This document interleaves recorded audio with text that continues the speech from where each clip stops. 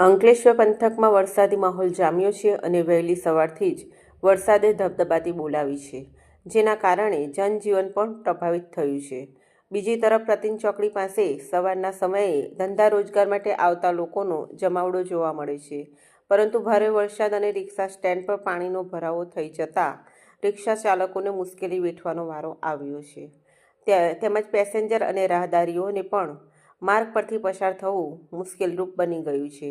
નગરપાલિકાની ગટર લાઇન ચોકઅપ થઈ જવાને કારણે પાણી માર્ગ પર ભરાઈ ગયું હોવાનું રિક્ષા ચાલકો જણાવી રહ્યા છે.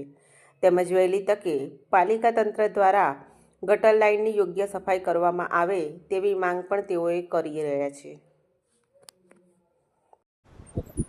મારું નામ કમલેશ વસાવા છે. અમે સ્ટેશનથી અંડા રિક્ષા ફેરવીએ છે ને અમારે પેસેન્જર નથી આવતા. કે પેસેન્જર એટલા માટે નહીં આવતા કે પાણી બધું ભરાયેલું રહે ને એટલા માટે પેસેન્જર બધા રનિંગમાં ના આવી જાય. જે પાટિયાની રિક્ષાઓમાં રનિંગમાં પેસેન્જર ભરી ના જાય.